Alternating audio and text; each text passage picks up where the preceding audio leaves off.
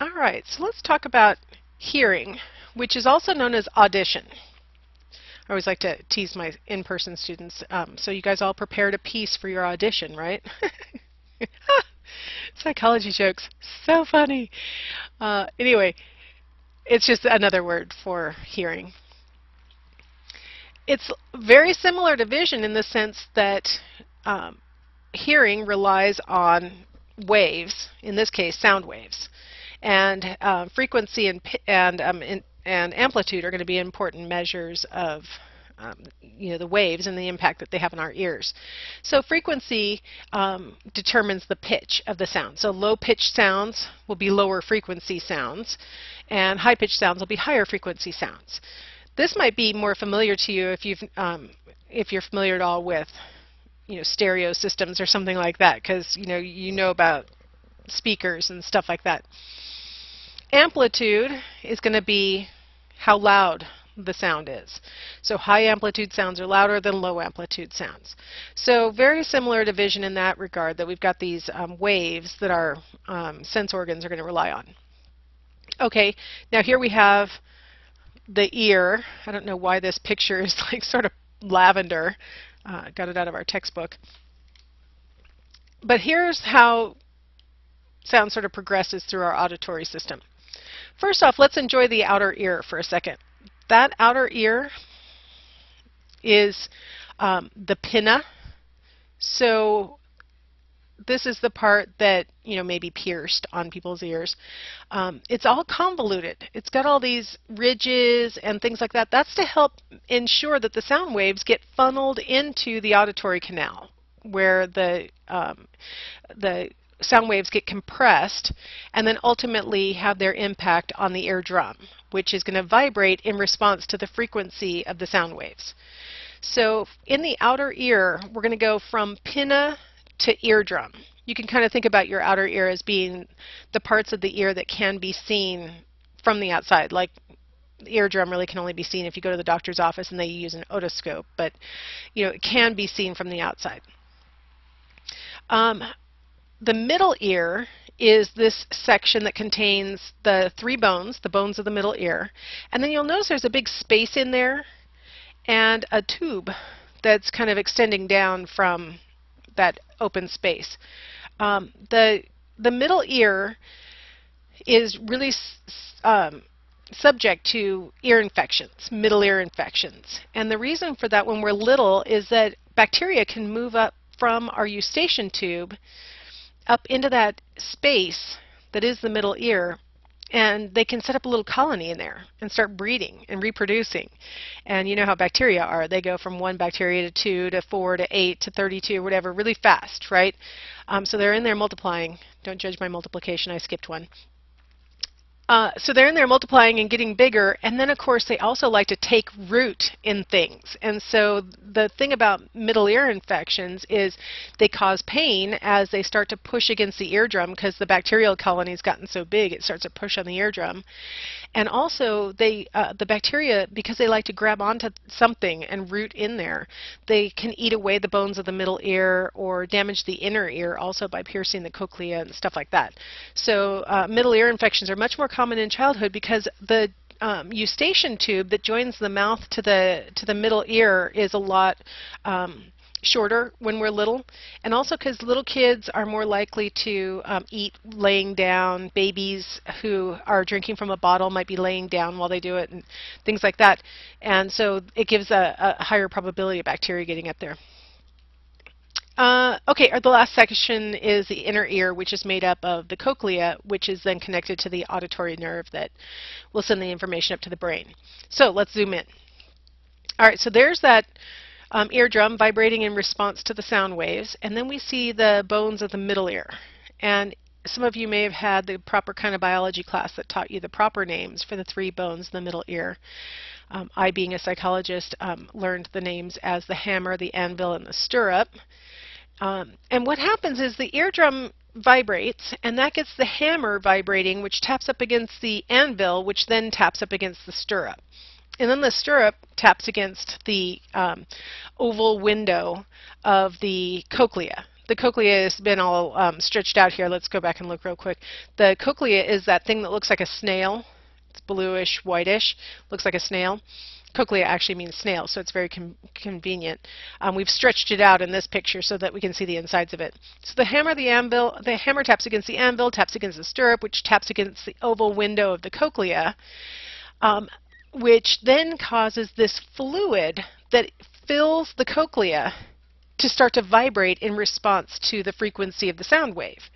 Okay, now see those little reddish, furry-looking things inside the cochlea? I don't know if red's the right name for that color, but whatever. Those are little hair cells. Here's an actual micron microscope. What's it called? Electron microscope. Zoom in on some cochlear cells, and what you see is these little hairs that, as that fluid in the cochlea vibrates, the cells will respond to the frequency that they're designed to respond to.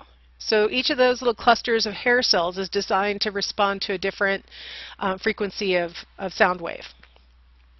Those little hair cells are connected to the auditory nerve, and they send their message up through the auditory nerve to the brain for processing.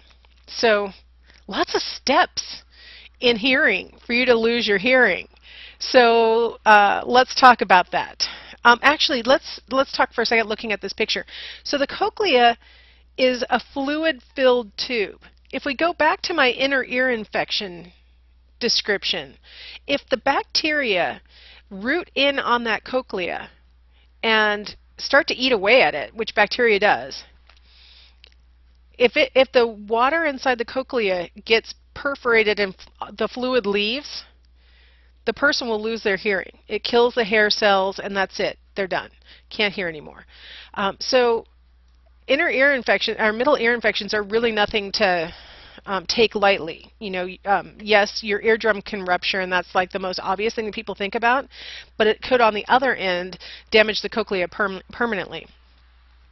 For most of us, though, when we have hearing loss, it's because we've been exposed to too loud of noises. And so here's a chart that was created by OSHA, which is a governmental agency that's supposed to determine risk at work and safe working conditions. So they have these decibel levels. First off, let's talk about these decibels, because when you see that the threshold of hearing is 0, so that's like the absolute threshold where people detect that sound or not at a 50% rate, right?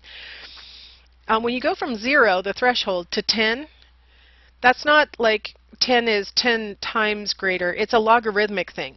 So it's like 100 times greater than 0. And then when you get to 20, that's like 100 times greater than 10. So it's a logarithmic increase in intensity. So you go from whisper to normal conversation to busy street corner. The cutoff point is approximately 85 decibels, where you could be exposed to that kind of sound 5 days a week, 8 hours at a stretch, before we would expect you to have hearing damage as a function of being exposed like that. As you get higher up, it would take less exposure for you to have hearing damage. So you'll notice at the top of the range, even above jet plane or loud thunder, is rock band amplified at close range. Being at a rock concert, a lot of you, I know I have been to concerts, and when I left, my ears were ringing like, oh my gosh, for sometimes a couple of days afterwards. Now that I'm old, well, I wasn't even that old. It was a number of years ago when my daughter was 8, so oh my gosh, how long ago was that?